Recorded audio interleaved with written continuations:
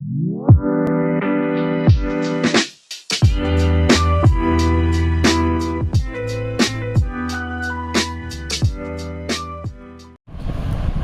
राम बच्चों, welcome back to your channel versatile educator. तो आज हम वही पढ़ेंगे जो हमने लास्ट लेक्चर में रोका था, मनी एंड बैंकिंग का पार्ट 2। ठीक है, अब मनी एंड बैंकिंग में हमने क्या क्या पढ़ा था कि हमने वही पढ़ा था, मनी एंड बैंकिंग का पार्ट 2 कि पैसा कहाँ से आया, क्यों आया, कैसे आया, पैसों का इवोल्यूशन कैसे हुआ, बैंकिंग सिस्टम कैसे आए, है ना। अब देखो, जैसे हर एक चीज़ को कंट्रोल करने के लिए कोई ना कोई होता है, वैसे पैसों को कंट्रोल करने के लिए भी अपने पास कौन था? पैसों को कंट्रोल करने के लिए भी अपने पास था आरबीआई। अब आरबीआई बोले तो इनका father of all bank, mother of all bank, तो मनी को कंट्रोल करने का काम है आरबीआई का। ठीक है, अब आरबीआई एक लौता ऐसा इंस्टीट्यूशन है इंडिया के अंदर तो जो करेंसी इशू करता है। क्या इशू करता है? करेंसी बोले तो नोट्स। ठीक है, नोट है ना। करेंसी देखो, कॉइन्स भी आते हैं, पर नोट्स की बात कर रहे हैं अपन। जो नोट्स होते हैं वो कौन इशू करता है? वो आरबीआई इशू करता है। अब जब commercial bank needs more fund in order to able create more credit, they may go to market for such fund और गो टू सेंट्रल बैंक। अब ये है अपना सेंट्रल बैंक जो कि करेंसी नोट इशू करता है, जिसको अपन बोलते हैं आरबीआई। इंडिया में अपन इसको बोलते हैं RBI, reserve bank of India, जो कि पैसा इशू करता है। अगर किसी भी कमर्शियल बैंक को, छोटी बैंकों को, ये अपनी बड़ी बैंक हो गई और ये अपने छोटे छोटे बैंक्स हो गए, ठीक है, बैंक, और ये अपनी सेंट्रल बैंक। अब अगर इनको पैसा चाहिए तो ये कहाँ जाएंगे? इनके पास दो ऑप्शन होता है पैसा लेने का। ठीक है, इनके पास पैसा लेने का दो ऑप्शन होता है, या तो ये सेंट्रल बैंक के पास चले जाए और बोले पैसा दो ताकि हम और क्रेडिट क्रिएट कर पाए। हमने जैसे लास्ट पार्ट में देखा था कि क्रेडिट क्रिएशन कैसे होता है ना, कि कुछ पैसा अपने पास रखती है बैंक, फिर उसको वापस घुमाती है, पैसे को, बचे हुए पैसे को मार्केट में घुमाती है, फिर वो वापस आता है पैसा, फिर उसमें कुछ क्रेडिट क्रिएट करती है, फिर उनको वापस घुमाती है। तो बैंक के पास तो ये ऑप्शन है कमर्शियल बैंक के पास कि या तो वो मार्केट में चले जाए पैसा उठाने के लिए, या वो मार्केट में नहीं जा रहे पैसा उठाने के लिए, तो वो कहाँ जाते हैं? सेंट्रल बैंक के पास जाते हैं कि भाई हमें पैसा दो, हमें क्या दो? पैसा दो। अब सेंट्रल बैंक चलो फंड कहीं ना कहीं से तो प्रोवाइड कर देता है। सेंट्रल बैंक क्या करता है कि भाई फंड प्रोवाइड करता है, पर वो प्रोवाइड करने के चक्कर में क्या बोलता है कि भाई आपको कुछ ना कुछ तो है ना इंस्ट्रूमेंट ऐसे रखने पड़ेंगे ताकि हमें भी भरोसा हो कि आप हमारा भी पैसा लेके ना भागो। ठीक है, ये पैसा है आपका ही, पूरी कंट्री का ही है, पर आप पे भी तो ट्रस्ट रखने के लिए हमें क्या करना होगा? आपको एक इंस्ट्रूमेंट गिरवी रखना पड़ेगा। आपको एक इंस्ट्रूमेंट क्या रखना पड़ेगा? गिरवी रखना पड़ेगा। अब वो इंस्ट्रूमेंट क्या होता है? वो देखो, इंस्ट्रूमेंट सारे वही होते हैं कि या तो बैंक उस कैश रिजर्व रखेगा, या लिक्विड रिजर्व में रखता है, तो वो अलग अलग तरीकों में रखता है, गोल्ड में रखता है और कैश में रखता है, और फिर बॉन्ड्स खरीद लेता है, वैसा बॉन्ड्स रख देता है वैसा। अब यहाँ पे आरबीआई का रोल क्या है? आरबीआई रेडी है बैंकों को लैंड करने के लिए, है ना। So at all time is another important function of central bank. Central bank का ये और अनदर एक फंक्शन है कि वो आरबीआई कमर्शियल बैंक को क्या करता है? पैसा लेंड करता है। इसके वजह से अपन आरबीआई को बोलते हैं लेंडर ऑफ लास्ट रिसोर्ट। क्या बोलते हैं? Lender of last resort. जब कुछ नहीं होता कमर्शियल बैंकों के पास, तो वो फिर कहाँ जाते हैं? वो पापा के पास जाते हैं, आरबीआई के पास, तो इसलिए उसको बोलते हैं लेंडर ऑफ लास्ट रिसोर्ट। अब देखो, इससे हमें ये तो समझ गया कि कमर्शियल बैंक का मनी कंट्रोल होता है आरबीआई से, सेंट्रल बैंक से। मतलब मार्केट में जो कमर्शियल बैंक पैसा जो डाल रही है वो भी सेंट्रल बैंक से कवर होगा, वो भी सेंट्रल बैंक कंट्रोल करेगा। कौन कंट्रोल करेगा? सेंट्रल बैंक, आरबीआई कंट्रोल करेगा। अब जब आरबीआई मेरी पैसों को कंट्रोल करता है इकोनॉमी में, तो कुछ तरीकों से वो पैसों को कंट्रोल करता है। कुछ तरीके से क्या करता है? पैसों को कंट्रोल करता है कि कैसे करना है, कितना सप्लाई रखना है पैसों का, किस हिसाब से क्या करना है ना, ताकि हम अपन पैसों का क्या सप्लाई कंट्रोल कर सके और ज़्यादा इन्फ्लेशन और ज़्यादा डिफ्लेशन मार्केट में ना आए। तो लेंडर ऑफ लास्ट रिसोर्ट तो समझ गए होंगे, central bank which provides financial assistance to commercial banks during times of crisis when they are unable to obtain fund from any other sources. तो कोई भी अगर सोर्स से कमर्शियल बैंक को पैसा नहीं मिलता तो वो सेंट्रल बैंक के पास जाते हैं, इसलिए उसको अपन क्या बोलते हैं? Father of all bank, mother of all bank, lender of last resort. अब मार्केट में, मतलब ये तो शॉर्ट हो गया कि आरबीआई पैसा कंट्रोल करता है। अब आरबीआई जब पैसा कंट्रोल करता है तो देखो, मोटा मोटा बात क्या है यहाँ पे कि आरबीआई को बहुत सारी चीज़ें देखनी होती है ना। अब आरबीआई ये देखता है कि मार्केट में ज़्यादा पैसा भी ना जाए, ज़्यादा पैसा चले गया तो उससे आ जाएगी महंगाई। महंगाई आने का मतलब होता है कि इन्फ्लेशन बढ़ जाना। क्या बढ़ जाना? इन्फ्लेशन बढ़ जाना। अब ये भी नहीं बढ़ना चाहिए, ये भी आरबीआई का काम है। अगर मनी सप्लाई आरबीआई का काम है तो देखो, आरबीआई मैक्रो इकोनॉमिक्स का पार्ट है, तो आरबीआई तो थोड़ा बड़ा पर्सपेक्टिव, बड़ा व्यू ही देखता है ना। तो वो देखेगा कि ज़्यादा पैसा ना चले जाए ताकि महंगाई ना बढ़ जाए और ना इन्फ्लेशन आ जाए, या पैसा कम भी ना हो जाए, इतना कम भी ना जाए पैसा कि मंदी आ जाए। मंदी बोले तो डिप्रेशन आ जाए। क्या आ जाए? डिप्रेशन आ जाए। ये भी नहीं होना चाहिए, मतलब ना इन्फ्लेशन बढ़ना चाहिए ना डिप्रेशन आना चाहिए, इन दोनों के बीच में होनी चाहिए अपनी इकोनॉमी। तो आरबीआई बोलता है कि मैं पैसा कंट्रोल करूंगा। अब आरबीआई पैसा कुछ मॉनेटरी इससे करता है। आरबीआई क्या करता है? पैसा कंट्रोल करता है, कुछ मॉनेटरी टूल्स यूज करता है। क्या यूज करता है? Monetary tools. अब आरबीआई को पैसा कंट्रोल करने के लिए जो मॉनेटरी टूल्स है वो दो तरीके के टूल्स है। एक है क्वांटिटेटिव टूल्स और दूसरा है क्वालिटेटिव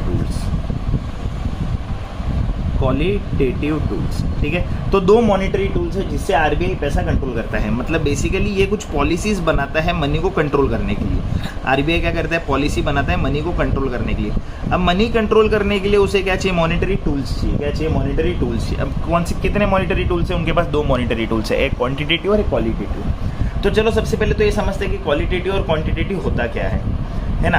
अब देखो, क्वांटिटेटिव का मतलब क्या होता है कि उसकी मीनिंग है कि ऐसा टूल जो overall quantity of money economy में ना, ओवरऑल जितना भी पैसा आएगा उसको कंट्रोल करना, वो क्वांटिटेटिव का काम है। किसका काम है? क्वांटिटी का काम है। देखो, क्वांटिटेटिव क्या बोलते हैं? जब क्वांटिटी होती है। क्या होती है? क्वांटिटी बोले तो ओवरऑल पैसा जितना भी मार्केट में आएगा वो कंट्रोल करना। सबसे पहला मतलब इसका मेन ऑब्जेक्टिव क्या हो गया? इसका मेन ऑब्जेक्टिव होगा कि टोटल मनी सप्लाई को ध्यान में रखना, ताकि मनी सप्लाई ना ज़्यादा हो जाए ना कम हो जाए। तो टोटल मनी सप्लाई को ध्यान में रखना। अगर ओवरऑल पैसा कंट्रोल करेगा तो टोटल मनी सप्लाई पे ध्यान रखेगा, रेगुलेट करेगा। क्या करेगा? रेगुलेट करेगा, है ना। स्कोप कैसा है इसका? क्वांटिटेटिव का ब्रॉड स्कोप है। अब ब्रॉड बोले तो देखो, अगर ओवरऑल पैसा कंट्रोल कर रहा है, टोटल मनी सप्लाई कंट्रोल कर रहा है पूरे, तो ब्रॉड है और जनरल फॉर्म है ना, कि भाई हाँ चलो इतना पैसा यहाँ लगेगा, उतना पैसा वहाँ लगेगा, वैसा वहाँ लगेगा। अब इसका नेचर कैसा होता है? ये इनडायरेक्ट होता है। इनडायरेक्ट बोले तो आरबीआई डायरेक्टली मार्केट में पैसा नहीं उतारता। आरबीआई कहाँ जाएगा? आरबीआई जाएगा कमर्शियल बैंक को पैसा देगा, कमर्शियल बैंक मार्केट में पैसा उतारते देगा। तो ये इनडायरेक्ट मेथड है। ये क्या मेथड हो गया? इनडायरेक्ट मेथड हो गया। और अगर इसके एग्जांपल्स देखने की बात करोगे तो तुमने सुना होगा बैंक रेट, सुना होगा रेपो रेट, सुना होगा सीआरआर, सुना होगा फिर एसएलआर सुना होगा। तो CRR, SLR cash reserve ratio, statutory liquid ratio, open market operations. तो हम ये पढ़ेंगे, ये हम पढ़ चुके हैं सीआरआर और एसएलआर। अब ये कैसे इम्पैक्ट करता है क्वांटिटेटिव टूल्स? ये सारे सेक्टर को एक साथ इम्पैक्ट करता है, ऑल सेक्टर, है ना। ये सारे सेक्टरों को इम्पैक्ट करता है। भाई क्वालिटेटिव की अगर अपन बात करेंगे तो क्वालिटेटिव क्या करता है? अब क्वालिटेटिव का देखो नेचर सीधा सीधा है कि उसका डायरेक्शन और tools that control the direction use of credit. अब ये वो टूल है जो सिर्फ कैसे यूज करते हैं अपन, कि अपने पैसों का डायरेक्शन क्या होगा और पैसे यूज का होंगे, कि क्रेडिट का यूज किसे होना चाहिए। ये वाला क्वालिटेटिव टूल्स देखता है। सेकंड अगर मैं बात करूं क्या रेगुलेट करता है, ये सिलेक्टिव क्रेडिट कंट्रोल करता है। ये ओवरऑल क्रेडिट कंट्रोल नहीं करता, ये सिलेक्टिव क्रेडिट कंट्रोल करता है। इसका एलोकेशन भी सिलेक्टिव ही होगा कि मैं इसको लोन दूंगा, मैं उसको लोन दूंगा, मैं वहां से क्रेडिट क्रिएट करूंगा। ये क्वालिटेटिव टूल्स का काम है ना। सिर्फ क्वालिटी देखते हैं। क्या देखता है? क्वालिटी। जहां इसको क्वालिटी दिखी वहां ये क्रेडिट एलोकेट करेगा, वहां ये पैसा देगा, वहां ये लोन देगा। जहां इसको क्वालिटी नहीं दिखी वहां ये पैसा नहीं डालता। क्वालिटेटिव टूल स्पेसिफिक होता है अपने नेचर के अंदर। जैसे ये ब्रॉड था तो ये स्पेसिफिक है। स्पेसिफिक बोले तो और बहुत सिलेक्टिव हो जाता है कि वहाँ पैसा देना चाहिए, वहाँ पैसा नहीं देना चाहिए। कमर्शियल बैंक ऐसा काम करता है। अब डायरेक्टली ये पैसा उतारता है मार्केट में, डायरेक्टली या तो पर्सनल, क्योंकि ये इंडिविजुअल से डील करता है ना। इंडिविजुअल से डील करेगा मतलब सीधा कमर्शियल बैंक और मार्केट में इंडिविजुअल जिनको पैसा चाहिए, जिनको क्रेडिट चाहिए, सब। तो अब ये क्या क्या देखता है? ये क्रेडिट रेशनिंग देखता है। क्रेडिट रेशनिंग बोले तो ना ज़्यादा क्रेडिट हो जाए मार्केट में, ना कम क्रेडिट हो जाए। इतना ज़्यादा क्रेडिट हो गया कि पैसा आने का चांस ही नहीं है, रिस्क बढ़ गया, और इतना कम क्रेडिट है कि पैसा बढ़ ही नहीं रहा है, मल्टीप्लाई नहीं हो रहा है। मार्जिन रिक्वायरमेंट देखते हैं। मार्जिन रिक्वायरमेंट का मतलब होता है, देखो छोटे में बता दो मार्जिन रिक्वायरमेंट क्या होता है। आपने स्टॉक मार्केट में सुना होगा मार्जिन, कि मान लो एक बंदा है, उसको लोन लेने के लिए कुछ पैसा अपना देना पड़ता है। जब वो कुछ पैसा अपना देता है तब बैंक उसे लोन देता है। बेसिकली क्या होता है कि मान लो मेरे को 100 रुपया चाहिए, तो पूरा बैंक मेरे को 100 रुपया नहीं देगा, इसमें से 20 रुपया मैं अपने जेब से डालूंगा। Borrower puts that 20 rupees from his और हर पॉकेट, और बाकी का 80 रुपया बैंक देता है। ये होता है मार्जिन रिक्वायरमेंट होता है। फिर होता है मॉरल सुवेशन। मॉरल सुवेशन का मतलब होता है कि सेंट्रल बैंक सिर्फ इनसे ना हाथ जोड़ के विनती करता है कि भाई आप इतना क्रेडिट मार्केट में इशू मत करो, इससे मार्केट खराब होता है।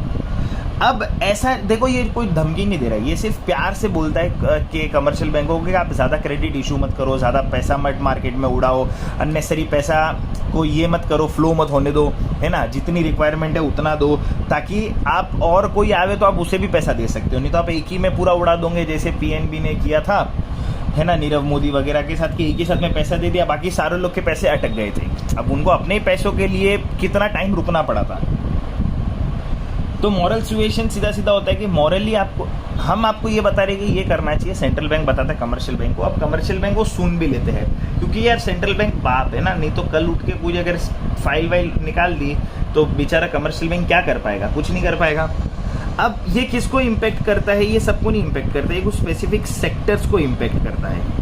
किसको करता है, स्पेसिफिक सेक्टर्स को। जैसे अलग अलग तरीके के कमर्शियल बैंक्स होते हैं, एग्रीकल्चर बैंक्स है, फिर रूरल क्रेडिट बैंक है, अर्बन क्रेडिट बैंक है, तो इनका सबका अपना अपना स्पेसिफिक काम है। तो कमर्शियल बैंक क्वालिटेटिव मेजर्स में ये सारी चीज़ें देखता है और क्वांटिटेटिव मेजर्स में ये सारी चीज़ें देखता है। पक्का एकदम। तो ये है आपका मॉनेटरी कंट्रोल या monetary policy which is controlled by the central bank. Central bank बोलता है कमर्शियल बैंकों को ये ऐसी ऐसी चीज़ें करने के लिए, है ना, कि हमारा रोल क्या है और आपका रोल क्या है। तो ये चीज़ है। अब अगर मैं बात करूँ, quantitative tools control the volume of credit while qualitative tools control the use of credit. तो सही है, क्वांटिटेटिव वॉल्यूम में डील करेगा, क्वालिटेटिव उसके यूज और डायरेक्शन पे काम करता है। तो ये है मेरा क्वालिटेटिव और क्वांटिटेटिव का मेजर्स। अब बात करते हैं अपने के क्वांटिटेटिव टूल्स कौन से और क्वालिटेटिव टूल्स कौन से। तो पहला जो मेरा क्वालिटेटिव, अपन क्वांटिटेटिव से शुरू करते हैं, है ना। क्वांटिटेटिव टूल्स में मतलब बोले तो कहते हैं पैसों की क्वांटिटी कंट्रोल करने के लिए क्या कंट्रोल करना है, पैसों की क्वांटिटी कंट्रोल करनी है। जब भी मैं पैसों की क्वांटिटी कंट्रोल करने बोलता हूँ, मतलब आरबीआई मार्केट में पैसा तो दे देगा, आरबीआई क्या करेगा, मार्केट में पैसा दे देगा, पर उसे देखना है ना कि ज़्यादा पैसा मार्केट में ना चले जाए, या तो पैसों की वैल्यू ही ख़त्म ना हो जाए। तो पहले हम बात करते हैं क्वांट की, क्वांटिटेटिव टूल्स। अब क्वांटिटेटिव टूल्स बोले तो क्वांटिटी से डील करेगा, पैसा किससे डील करता है, क्वांटिटी से। जिसका पहला जो मेरा है वो है बैंक रेट। पहला उसमें रेट कौन सा है मेरा, बैंक रेट। अब बैंक रेट देखो, बैंक से ही समझ रहा है कि बैंक एक कोई रेट लगाता होगा, बैंक क्या लगाता होगा, एक रेट लगाता होगा, है ना। अब मान लो कि ढोलकपुर के बैंक को पैसा चाहिए, ढोलकपुर के बैंक को क्या चाहिए, पैसा चाहिए। वो कहाँ जाएगा, वो आरबीआई के पास जाएगा, क्योंकि लेंडर ऑफ लास्ट रिजॉर्ट है आरबीआई, और कमर्शियल बैंक तो आरबीआई के पास जाएगा। आरबीआई के पास गया, बोला मेरे को लोन चाहिए, आरबीआई ने बोला ठीक है इंटरेस्ट लगेगा, ये भी मान गए। तो ढोलकपुर मान गया कि हाँ चलो मैं इंटरेस्ट देने के लिए रेडी हूँ, पक्का। अब इसी रेट को, ये जो इंटरेस्ट लगा रही है आरबीआई, इसी रेट को अपन बोलते हैं बैंक रेट। इसी रेट को अपन क्या बोलते हैं, बैंक रेट। मतलब आरबीआई के बैंक रेट पे चीज़ें कंट्रोल होगी। अगर मान लो आरबीआई बोलता है कि मैं इंटरेस्ट रेट 20% लगाऊंगा, मतलब कमर्शियल बैंक को वो लोन 20% महंगा पड़ गया। 100 रुपया लेगा तो उसे 120 रुपया चुकाना पड़ेगा, 20% महंगा हो गया, 20% क्या हो गया, महंगा पड़ा। तो वही कमर्शियल बैंक जब मार्केट में लोन देगा तो 20% एक्स्ट्रा में लोन देगा, 20% ज़्यादा में लोन देगा। भाई अगर ये उसको 10% में पड़ा होता तो कमर्शियल बैंक को सस्ता पड़ा, लोन सस्ता पड़ा, तो मार्केट में उसमें लोन क्या दिया, सस्ता दे दिया। ये होता है बैंक रेट का इफेक्ट। अगर बैंक रेट ज़्यादा है, बैंक रेट क्या है, ज़्यादा है, तो लोन महंगा हो जाएगा। लोन क्या हो जाएगा, महंगा हो जाएगा। देखो अगर इंटरेस्ट होता है 20%, तो कमर्शियल बैंक को क्या होता है, 100 पे 120 रुपया वापस देना पड़ता, तो लोन महंगा हो गया। कमर्शियल बैंक के लिए लोन महंगा हो गया, बोले ना। अब लोन महंगा हो गया, तो अभी लोन महंगा है तो या तो वो, अब लोन महंगा है तो कोई लोन लेगा नहीं, लोन नहीं लेगा तो लोग लोन कम लेंगे, ज़्यादा लोन नहीं लेंगे, कम लोन लेंगे, कम लोन लेंगे तो मनी सप्लाई कम हो गया। देखो क्योंकि रेट ज़्यादा है, रेट ज़्यादा है तो लोग लोन लेने के लिए रेडी नहीं है, लोन नहीं लेंगे तो मनी सप्लाई रुक गया, कम हो गया। भाई अगर बैंक रेट कम है तो लोन बढ़ जाएगा। अब लोग सोचते हैं कि यार चलो लोन ले लेते क्योंकि इंटरेस्ट रेट कम है। इंटरेस्ट रेट क्या है? कम है, तो ज़्यादा से ज़्यादा लोग लोन लेंगे, ज़्यादा से ज़्यादा लोग लोन लेंगे तो मनी सप्लाई बढ़ेगा। देखो ये है बैंक रेट, ये क्या है? बैंक रेट है।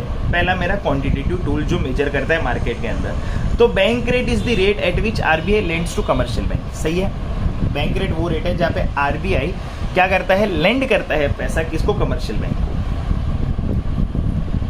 अब सेकेंड होता है रेपो रेट। अब देखो आप बोलोगे कि रेपो रेट और बैंक रेट में तो सर कुछ फर्क दिख ही नहीं रहा है, सेम ही लग रहा है। पहले रेपो रेट समझे तो क्या होता है? बैंक है ना शॉर्ट टर्म के लिए आरबीआई से पैसा लेता है। वही ढोलकपुर का बैंक है ना, बोलता है कि मेरे को लंबे समय के लिए नहीं चाहिए, मेरे को शॉर्ट टर्म के लिए पैसा चाहिए। कौन से टर्म के लिए चाहिए? शॉर्ट टर्म के लिए पैसा चाहिए। आरबीआई बोलता है भले तू शॉर्ट टर्म के लिए पैसा लेके, लंबे समय के लिए पैसा ले, मेरे को नहीं लेना देना। हमें भी तो अपने लोन का थोड़ा सिक्योरिटी चाहिए, थोड़ा लोन का देखभाल करना है। तो आप ये जो भी शॉर्ट टर्म लोन मांग रहे हो उसके अगेंस्ट में आपको कोई ना कोई चीज़ गिरवी रखनी पड़ेगी। कोलेटरल जिसको अपन बोलते हैं, कोलेटरल रखना पड़ेगा, या आपको हाँ मान लो गिरवी रखना पड़ेगा। सीधा सीधा क्या है? गिरवी रखना पड़ेगा। मेरे को नहीं लेना देना कि आप क्या कर रहे हो। तो जब आप कोई सामान गिरवी रखते हो, कोलेटरल रखते हो और उस पे लोन उठाते हो और उस पे जो आरबीआई इंटरेस्ट चार्ज करेगा उसको बोलते हैं रेपो रेट। उसको क्या बोलते हैं? Repo rate. देखो सीधा सीधा है कि ढोलकपुर गांव आरबीआई के पास गया लोन मांगने के लिए, पर आरबीआई ने बोला मेरे को नहीं लेना देना, मैं आपको पैसा देने के लिए रेडी हूँ, लैंड करने के लिए रेडी हूँ, पर आपको कुछ सामान क्या रखना पड़ेगा? गिरवी रखना पड़ेगा। आपका कुछ एसेट या कुछ गिरवी रखना पड़ेगा। पर बैंक रेट में ऐसा कुछ भी नहीं था, देखो गिरवी रखने जैसा। हाँ अब क्या होगा? जैसे आप गिरवी रखोगे तो ठीक है, अब आप जब वो पैसा देने की बात करोगे तो आपको क्या देना पड़ेगा? मुद्दल प्लस इंटरेस्ट, मतलब मुद्दल प्लस ब्याज, ब्याज मतलब ये प्रिंसिपल प्लस इंटरेस्ट देना पड़ेगा। तो वो जो इंटरेस्ट रेट होगा वो आपका होता है रेपो रेट। रेपो रेट का दूसरा नाम भी है रीपरचेस रेट। क्या है? रीपरचेस रेट। तो ये बात होती है, इसको बोलते हैं अपन रेपो रेट। जब आप कोई शॉर्ट टर्म लोन लेते हो कुछ गिरवी रख के तो उसको बोलते हैं अपन रेपो रेट। उसको अपन क्या बोलते हैं? Repo rate. अब आप ढोलकपुर लेने गया पैसा, क्या लेने गया? ढोलकपुर लेने गया पैसा, या आरबीआई बोलता है कि चलो मैं लेता हूँ, मैं आपसे ले लूंगा। अब गिरवी देखो क्या रख सकते? गिरवी रख सकता है बॉन्ड। बॉन्ड क्या होता है? बॉन्ड सिर्फ एक पेपर होता है, जैसे मान लो ये पेपर है बॉन्ड, ये बॉन्ड है। अब ये आपको प्रॉमिस देता है कि भाई हम आपको आगे चल के हम आपको आपका पैसा चुका देंगे। कमर्शियल बैंक जो बॉन्ड गिरवी रखता है वो गिरवी में प्रॉमिस होता है बेसिकली कमर्शियल बैंक से कि मैं आपको आपका पैसा चुका दूंगा। So bond is an paper जो आपको प्रॉमिस देता है ना, वो आपके लिए एक कोलेटरल बन सकता है। क्या बन सकता है? कोलेटरल बन सकता है। तो मेरा जो अनदर टाइप ऑफ ऑपरेशन है सेंट्रल बैंक, मान लो कि उसने सिक्योरिटी बाय कर ली। अब होता पैसा देने के लिए या तो ये सिक्योरिटी गिरवी रखता तो ये पैसा देता, और अगर इसी को मैं आरबीआई के पॉइंट ऑफ व्यू से देखो तो देखो आरबीआई ने वो सिक्योरिटी बाय कर ली ना, बाय भी तो करना हो गया। सिक्योरिटी क्या कर ली? बाय कर ली। अब सिक्योरिटी बाय करके क्या बोला? देखो पैसा इंजेक्ट कर रहा है मार्केट में सिक्योरिटी बाय करके, है ना, तो इसको बोलते हैं रीपरचेस रेट। क्या बोलते हैं? रीपरचेस रेट। अब ये ऑफर करता है आरबीआई कि जब भी तू मेरे पास वापस मेरे को मेरा पैसा दे देगा, मैं तेरे को तेरी सिक्योरिटी वापस दे दूंगा एक स्पेसिफिक डेट पे। अब शॉर्ट टर्म लोन है तो एक स्पेसिफिक डेट देना पड़ेगा। क्या देना पड़ेगा? एक स्पेसिफिक डेट। तो उस सिक्योरिटी पे एक स्पेसिफिक डेट होगी। क्या होगी? एक डेट होगी कि उस डेट पे मैं ये रीसेल करने के लिए रेडी हूँ। क्या करने के लिए रेडी हूँ? रीसेल करने के लिए रेडी हूँ। मैं तेरे को वो तेरा जो मैंने एग्रीमेंट पे परचेज किया है, मैं एक स्पेसिफिक डेट पे मैं तेरे को तेरा वापस बॉन्ड जो है वो वापस दे दूंगा। जब मैं तेरे को तेरा बॉन्ड वापस दूंगा तो मेरे को मेरा पैसा वापस दे देना। तू मेरे को मेरा पैसा वापस क्या दे देना? वापस दे देना। यही बात हो गई। या तो आरबीआई बाय कर रहा है या कमर्शियल बैंक को पैसा चाहिए तो उसने गिरवी रख दिया। देखो दोनों सेंस में बात वही हो रही है, पर जब कुछ कोलेटरल आता है शॉर्ट टर्म लोन के अगेंस्ट में तो वो जो इंटरेस्ट रेट लगता है उसको अपन बोलते हैं रेपो रेट। ये समझ गए? रेपो रेट हो गया। क्या हो गया? रेपो रेट भी हो गया।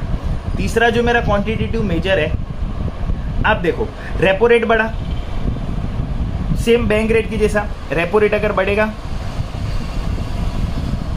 तो लोन महंगा हो जाएगा। लोन क्या हो जाएगा? लोन महंगा होगा तो लोन कम हो जाएगा। कमर्शियल बैंक लोन कम लेगा तो मनी सप्लाई कम हो जाएगी, और अगर रेपो रेट कम हुआ तो कमर्शियल बैंक लोन ज़्यादा लेगा और मार्केट में ज़्यादा से ज़्यादा लोन देगा तो मनी सप्लाई बढ़ गया। सेंस वही बन गया वापस। फिर आता है तीसरा क्वांटिटेटिव मेजर्स में आता है मेरा कैश रिजर्व रेशियो, जिसको बोलते हैं CRR, कैश रिजर्व रेशियो। क्या होता है ये? Cash reserve ratio. अब देखो नाम में ये कैश रिजर्व, तो जो भी कैश आता है उसका कुछ रिजर्व रखना पड़ता है ना।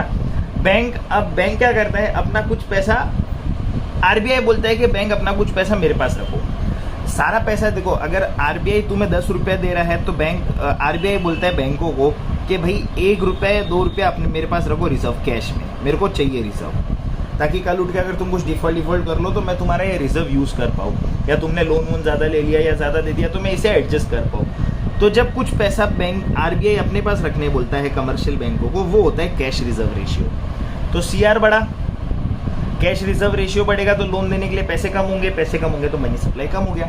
अब अगर आरबीआई ये 2 रुपये से 3 रुपया कर देता है कि जो भी कमर्शियल बैंक मेरे पास से लोन लेने आएगा, या कमर्शियल बैंकों का बेसिक फंडा ही वो है कि आप आपको बैंक ओपन करना है तो आप आरबीआई के पास कैश में या तो गोल्ड में आपको रिजर्व रखना पड़ेगा।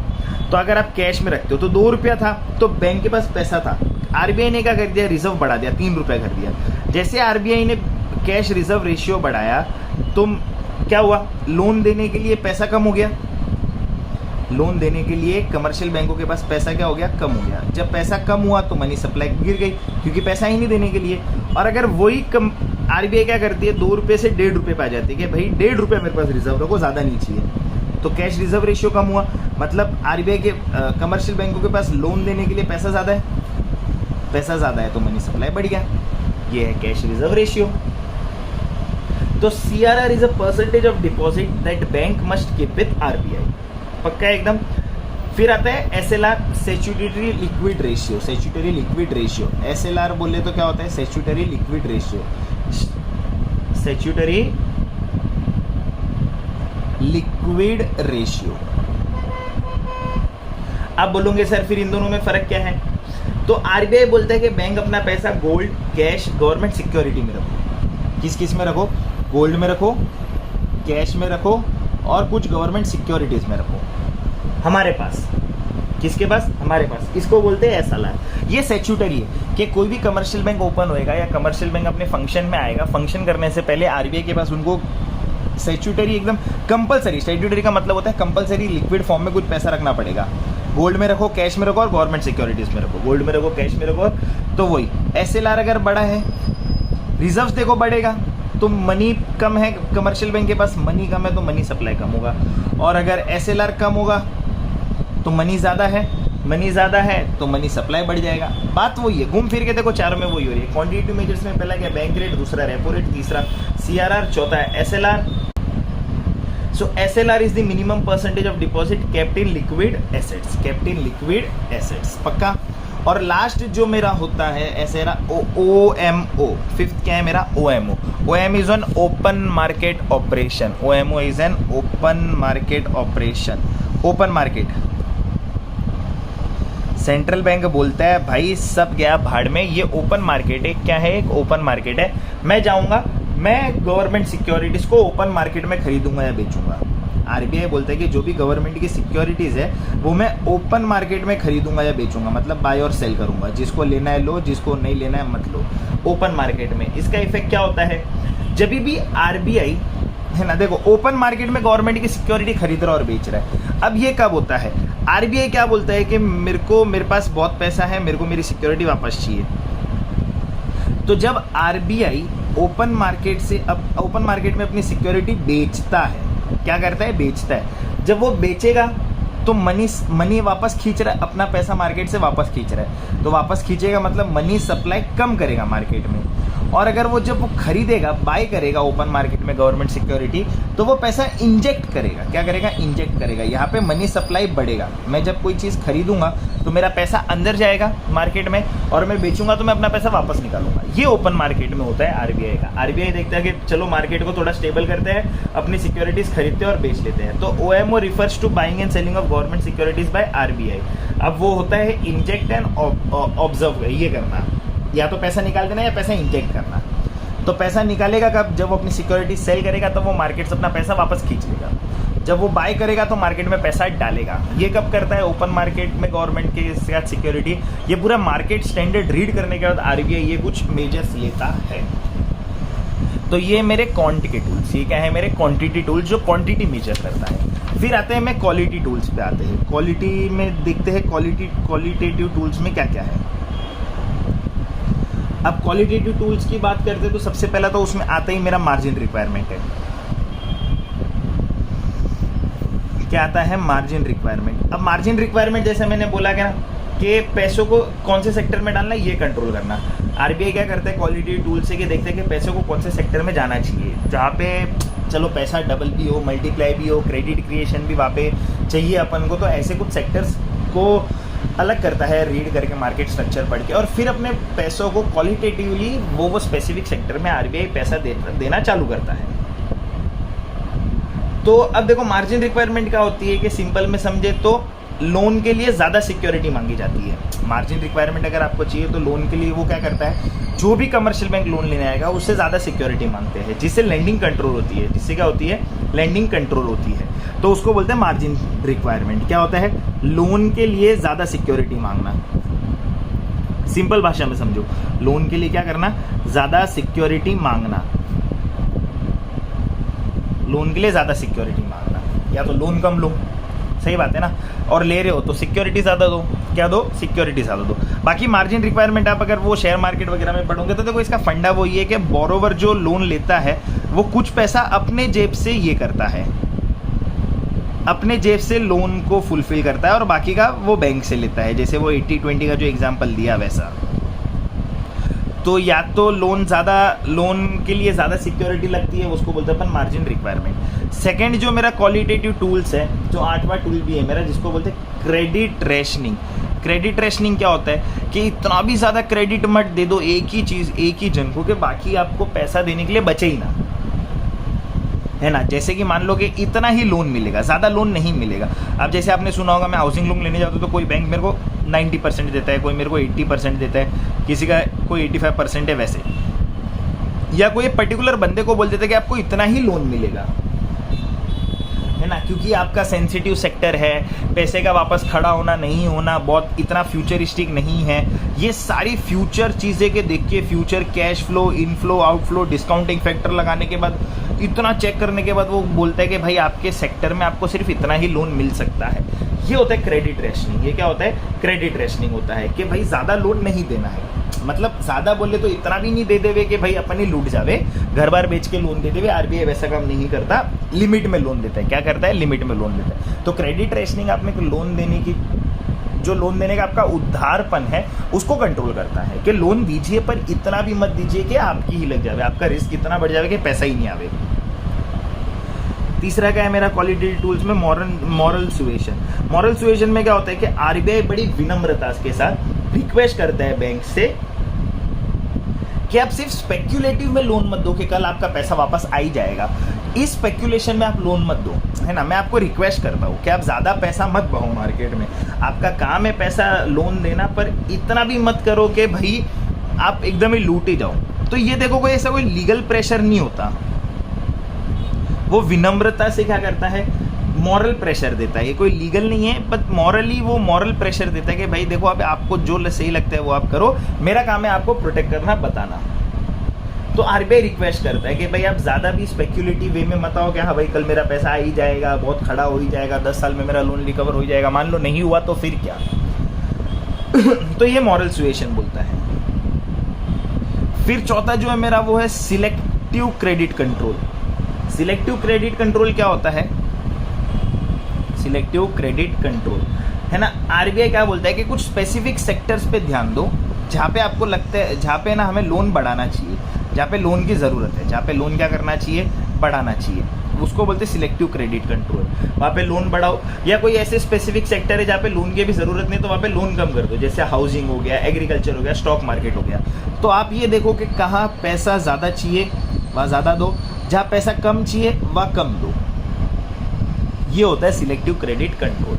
ये क्या होता है? Selective credit control. तो देखो मोटा मोटी इसका समरी टेबल क्या बोलता है दोनों चीज़ों का? ये 4 चीज़ क्वालिटेटिव टूल्स है, ये 5 चीज़ मेरे क्वांटिटेटिव टूल्स है। अब इनका समरी टेबल कैसा बोलता है कि टूल है उसका काम क्या है? तो बैंक रेट का काम है कि लॉन्ग टर्म क्रेडिट कंट्रोल करना, और रेपो रेट का काम है शॉर्ट टर्म लिक्विडिटी देखना। सीआरआर का काम है कि डायरेक्ट मनी कंट्रोल करो, क्या कंट्रोल करो? मनी। एसएलआर का काम है कि लिक्विडिटी और सेफ्टी भी देखो, लिक्विडिटी के साथ साथ क्या देखो आप? सेफ्टी। तो सेफ्टी कैसे देखेंगे? देखो एसएलआर में अपन ने गोल्ड में भी पैसा लिया था, एसएलआर में अपन ने क्या बोला था भाई? गोल्ड भी रखो, थोड़ा गवर्नमेंट सिक्योरिटी भी रखो, तो ये सेफ्टी भी बताता है। ओपन मार्केट ऑपरेशन तो देखो सीधा सीधा है कि मार्केट बेस्ड कंट्रोल है, मार्केट से चीज़ें खरीदो और बेचो तो वो मार्केट कंट्रोल करेगा। उसमें आरबीआई भी क्या करता है? तो RBI controls money supply to balance growth and inflation. तो इसके इतने क्वालिटेटिव और इतने मॉनिटरी टूल्स के बाद आरबीआई क्या करता है? मनी सप्लाई को कंट्रोल करता है। मनी सप्लाई को क्या करता है? कंट्रोल करता है। अब उसको क्यों कंट्रोल करना पड़ता है? क्योंकि वो बैलेंस रखता है किसके बीच में? इकोनॉमिक ग्रो भी हो और इन्फ्लेट भी ना हो। इकोनॉमी ग्रो हो और इन्फ्लेट भी ना हो, मतलब इन्फ्लेशन ज़्यादा भी ना है और इकोनॉमी अपनी क्या हो? थोड़ी ऐसी स्टेबलाइज भी हो। क्या हो? स्टेबलाइज भी हो। तो ये है मेरा क्वालिटेटिव और क्वांटिटेटिव टूल्स ऑफ मनी या बैंकिंग का, टूल्स ऑफ मनी और बैंकिंग का। अब मैं आपको एक ऑप्शनल चीज़ बताता हूँ जो देखो मनी का ही पार्ट है, तो उसके लिए इतना ही पार्ट लगेगा, मनी का पार्ट है। तो ऑप्शनल नहीं है, आपके कभी आंसर में ये पूछ भी लेते हैं कि फिएट मनी क्या होता है। मनी तो बोल दिया आपने, है ना? फिएट मनी क्या होता है? इंट्रिंसिक मनी क्या होता है? इंट्रिंसिक मनी क्या होता है? इंट्रिंसिक मनी क्या होता है? सुना होगा आपने। अब देखो इन दोनों का फर्क क्या है। Fiat money is a money that has value because it is declare legal tender by the government, not because it has own material value. जैसे कि मेरे पैसे किधर गए? तो मान लो कि ये 50 रुपए का नोट है। ये क्या है? 50 रुपए का नोट है। अगर ये 50 रुपए का नोट है, या फिर आप ये समझो ये 50 रुपए का नोट है, ये नोट 50 का है। मैं कैसे मानूं कि 50 का नोट है? ठीक है, तो इसके 50 के नोट को, इसका जो पेपर है वो क्या 50 रुपए का है? नहीं।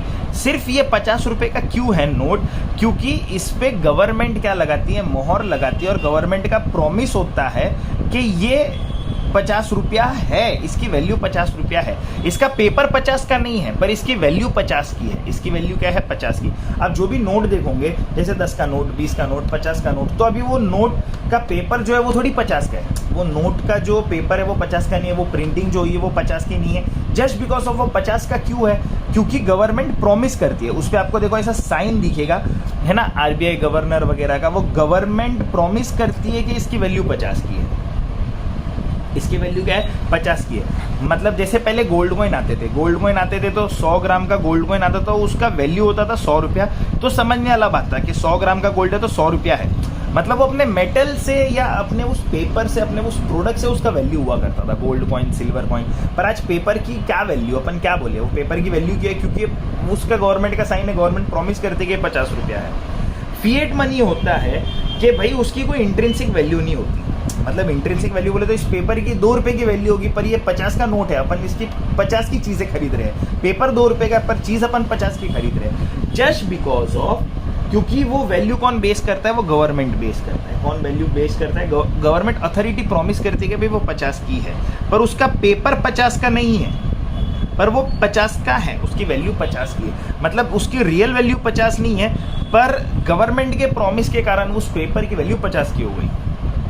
आप 50 की चीज खरीद सकते हो, है ना? 50 की चीज क्या कर सकते हो? खरीद सकते हो।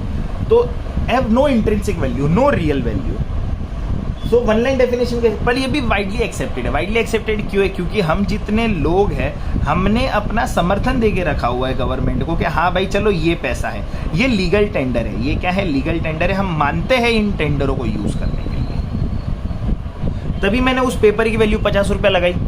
चलो ठीक है। Fiat money is a money which derives it's value from government order rather than from its original form या इंट्रिंसिक वैल्यू। फिएट मनी का जो भी वैल्यू होगा वो गवर्नमेंट वैल्यू ऐड करता है, उसे गवर्नमेंट ऑर्डर पर उसकी वैल्यू ऐड होती है, ना कि उसके रियल वैल्यू पे। भाई इंट्रिंसिक वैल्यू, जैसे मान लो intrinsic value is money whose value is equal to the value of material. Value is equal to value of material, है ना? उसकी वैल्यू मटेरियल से इक्वल है। जैसे गोल्ड कॉइन की वैल्यू उसके पैसों से इक्वल है, गोल्ड कॉइन से इक्वल है, क्योंकि वो मेटल उतने का है, गोल्ड के पैसों से इक्वल है, मनी से इक्वल है ना। जैसे 100 ग्राम ये 100 रुपीज, तो गोल्ड कॉइन अपने मेटल से पहचाना जाता है। वो मेटल उतना महंगा है ना? उसकी वैल्यू इंडिपेंडेंट है, गवर्नमेंट डिसाइड नहीं करती। उसकी वैल्यू इंडिपेंडेंट है कि वो गोल्ड कॉइन इतने का ही है। क्यों? क्योंकि वो मेटल उतने का है, क्योंकि वो मेटल उतने का, उसकी रियल वैल्यू उतनी की है। So intrinsic money is a money whose face value is equal to is intrinsic value. Intrinsic value is face value is equal to real value, क्योंकि उसका मेटल है। मतलब इंट्रिंसिक वैल्यू मेटल पे ज़्यादा believe करता है और ये मेटल पे बिलीव नहीं करता। ये तो अपन ये मेटल पे बिलीव नहीं करता। मेटल बोले तो जो भी फॉर्म में वो पैसा होगा। ये गवर्नमेंट पे डिपेंड है कि गवर्नमेंट उसको 50 बोले तो लोग 50 मानेंगे, पर ये किसी पे डिपेंड नहीं है कि उसको गवर्नमेंट 50 बोलनी चाहिए। इसलिए इंट्रिंसिक वैल्यू इंडिपेंडेंट होती है। इंट्रिंसिक मनी क्या होता है? इंडिपेंडेंट होते हैं। पक्का? इंट्रिंसिक क्या होते हैं? इंडिपेंडेंट होते हैं। तो ये फिएट और इंट्रिंसिक वैल्यू। अब इसका लास्ट कंसेप्ट जो आता है एक, वो भी थोड़ा ऐसा ब्रॉड कंसेप्ट है इसके अंदर कि मनी को मेजर कैसे करेंगे। Measurement of money. अब मेजरमेंट ऑफ मनी, मनी को मेजर करने के लिए अपने पास दो तरीके हैं। पहला तरीका जो है वो है मेरा नैरो मनी। कौन सा है मेरा? Narrow money. अब नैरो मनी का मतलब होता है कि narrow money includes the most liquid form of money which are used directly for transaction. ये वो मनी है जो मोस्ट लिक्विड फॉर्म यूज करता है। मोस्ट लिक्विड बोले तो एकदम तुरंत ही पैसों में, और जो यूज हो सकता है ट्रांजैक्शन में, जो यूज हो सकता है ट्रांजैक्शन में, most liquid form. Narrow money बोले तो most liquid form of money which are use directly for transaction. जैसे कि क्या क्या कंपोनेंट्स हैं। अब मनी मेजर करने के लिए गवर्नमेंट ने 4 मेजर निकाले हैं, M1, M2, M3 और M4। ठीक है। M1 में क्या आता है? करेंसी विद पब्लिक, जो लोगों के पास पैसा है यूज करने के लिए, एक्सपेंडिचर करने के लिए, एक्सपेंस करने के लिए। लोगों के पास जो पैसा है, किसके पास पैसा है? लोगों के पास जो पैसा है वो। फिर जो बैंक के पास डिमांड डिपॉजिट है, क्या है? डिमांड डिपॉजिट, के डिमांड में डिपॉजिट कर लेते हैं। Plus other deposits with RBI, जो एकदम ही लिक्विड फॉर्म है, मतलब जब भी कमर्शियल बैंक चाहे वो पैसा ला सकती है। तो ये मेरा M1 मेजर है। M1 मेजर क्या बोलता है? Currency with public and demand deposit with bank. Demand deposit with bank. अब M1 का कंडीशन क्या क्या है? सबसे पहला कि भाई क्या क्या होना चाहिए? एक तो करेंसी विद पब्लिक होना चाहिए, लोगों के पास पैसा होना चाहिए। फिर demand deposits with bank, demand deposits with bank, bank के पास जो भी डिपॉजिट है। और अदर डिपॉजिट्स विद RBI, जो मतलब गोल्ड में रखे हैं, ये सब जो कभी भी कमर्शियल बैंक उठा सकती है। ये M1 का क्राइटेरिया। अब ये क्या होता है? ये हाईली लिक्विड होता है। क्या होता है? ये हाईली लिक्विड है। देखो कभी भी चाहिए तो पैसा तो पड़ा ही है ना, हाथ में पैसा है खर्च करने के लिए, पब्लिक के पास बैंक में पैसा है खर्च करने के लिए, कभी भी मैं FD तोड़ के पैसा ले सकता हूँ। हाईली लिक्विड फॉर्म है और डे टू डे पेमेंट करने में काम आ जाता है। डे टू डे पेमेंट करने में क्या आ जाता है? काम आ जाता है। ये मेरा M1 मेजर बोलता है। M2 मेजर्स क्या इंक्लूड करता है? तो ये M1 मेजर है। सो M2 इंक्लूड्स, M2 क्या इंक्लूड करता है? M1 plus deposits with post office, saving deposits with post office. अब आप पोस्ट ऑफिस में गए होंगे तो वो भी ऐसे बैंक की बैंक यूज ये होता है ना, काम करता है कि आपने अपना अकाउंट पोस्ट ऑफिस में खुलवाया है। ये तो डिमांड डिपॉजिट विद बैंक था। ये किसमें? M1 plus saving deposit with post office. अब ये थोड़ा स्लाइटली लेस लिक्विड होता है compare to M1। Compare to M1 क्या होता है? स्लाइटली लेस लिक्विड होता है। ये ज़्यादा लिक्विड नहीं है ना, कि पोस्ट ऑफिस बहुत कम ही होता है। पोस्ट ऑफिस जाओ एकदम इतना दूर भी, फिर वहाँ से अपना सेविंग्स निकालो। तो M1 प्लस ये, तो ये M2 में आता है। M1 plus savings deposit with post office, PO। फिर आपका आता है M3। अब देखो M3, देखो ये M1 और M2 तो क्या है? लिक्विड है। M1 और M2 तो क्या है? लिक्विड बैंक है। तो चलो लिक्विड में काम हो जाता है। तो ये M1 और M2 आपका बोलता है नैरो मनी, क्योंकि लिक्विड है और डे टू डे ट्रांजैक्शन में काम आता है। M3 आपका क्या होता है? वापस M1 plus time deposits with bank, time deposits with bank. अब ये डिमांड डिपॉजिट बोले तो savings account, current account. Time deposit बोले तो फिक्स्ड डिपॉजिट, रिकरिंग डिपॉजिट, वो सारे नहीं होते। वो आता है टाइम डिपॉजिट विद बैंक, जो बोलता है कि आपका टोटल मनी सप्लाई कितना है इकोनॉमी के अंदर। क्या है? टोटल मनी सप्लाई कितना है इकोनॉमी के अंदर। अब ये जो M3 है ये इंडिया में बड़ा यूज होता है। क्या क्या? M1 के सारे ये प्लस टाइम डिपॉजिट्स। अब ये क्या है? वाइडली यूज्ड है, वाइडली यूज्ड होता है इंडिया के अंदर। वाइडली मनी यूज्ड या M3 यूज्ड इन इंडिया। तो इंडिया में आप देखोगे तो ये बहुत ज़्यादा यूज होता है। और फिर क्या होता है? M4 जो आपका है, जो चौथा जो आपका मेजर है, वो क्या बोलता है? M3 उसके साथ साथ total deposits with post office, M3 with total deposits of post office, total deposit आपने जितना भी किया है पोस्ट ऑफिस के अंदर वो total deposit with post office. तो M3 तो क्या है आपका टोटल डिपॉजिट, ये वाइडेस्ट मेजर है मनी सप्लाई का, पर पॉलिसी डिसीजन में अपन इसको रेयरली यूज करते हैं। क्या करते हैं? Rarely use. मतलब अपना जो बहुत ज्यादा काम आता है वो होता है M3 से आता है। कहाँ से आता है? M3 से काम आता है। जब M3 का आपका यूज होता है बहुत ज्यादा इंडिया में, क्योंकि M1 के साथ साथ देखो क्या है, cash with people, currency with public, demand deposit with bank, current deposit, savings deposit, वो सब, फिर अदर डिपॉजिट्स विद RBI, क्योंकि ये हाईली लिक्विड है। प्लस अपने पास क्या था, total deposits, time deposits with bank होना चाहिए ना, टाइम डिपॉजिट्स विद बैंक के भाई फिक्स डिपॉजिट, ये सारी चीजें भी आ गई। तो इंडिया में जो ज्यादा यूज होता है वो होता है M3 मेजर। कौन सा मेजर यूज होता है? M3 मेजर यूज होता है। पक्का एकदम। तो मोस्ट लिक्विड है, M2 इंक्लूड करता है कि M1 saving deposits with post office. Okay, तो इतनी चीजें हैं। अब ये होता है नैरो मनी में जो लिक्विड होता है। ब्रॉड मनी आपका क्या होता है? ब्रॉड मनी का आपका जो कंसेप्ट है वो ब्रॉड मनी बोलता है। ये देखो M3 और M4 क्या है? ब्रॉड मनी है। M3 और M4 क्या है? Broad money. सो दूसरा है मेरा ब्रॉड मनी। ब्रॉड मनी क्या इंक्लूड करता है? एक तो नैरो मनी को ब्रॉड मनी इंक्लूड करता है, plus less liquid deposits. Less liquid deposits कौन से? M2 और M4 के लिक्विड भी कम है ना, स्लाइटली लेस लिक्विड। ये क्या बताता है? Total overall money, total overall money supply बताता है। ब्रॉड मनी क्या बताता है? टोटल ओवरऑल मनी सप्लाई या money available in the country, money available in the country के कितना पैसा अवेलेबल है। अब सारा प्लस कर दूंगा कि लोगों के पास, बैंक के पास और पोस्ट ऑफिस के पास कितना पैसा पड़ा हुआ है, तो मेरे को पता चल जाएगा टोटल ओवरऑल मनी अवेलेबल कितना मार्केट के अंदर। तो ये बोलता है आपका ब्रॉड मनी। नैरो मनी जो लिक्विड और डे टू डे ट्रांजेक्शन में काम आता है। ब्रॉड मनी जो नैरो मनी के साथ साथ और क्या प्लस करता है? जो ऐसे मनी जो लेस लिक्विड है। लेस लिक्विड का मतलब होता है कि ज्यादा लिक्विड नहीं है मार्केट में, है ना, ज्यादा इजीली उनको अपन पैसों को यूज नहीं कर सकते, वो आपका बोलता है ब्रॉड मनी। वो आपका क्या बोलता है? ब्रॉड मनी बोलता है। तो ये दो चीज है मेरी, नैरो मनी और ब्रॉड मनी। नैरो मनी और ब्रॉड मनी, जिसके इतने मेजर्स हैं, M1, M2, M3 और M4 मेजर्स हैं। तो ये है आपका ओवरऑल जिसकी अपन बात करते हैं। क्या बात करते हैं? Money and banking, overall money and banking.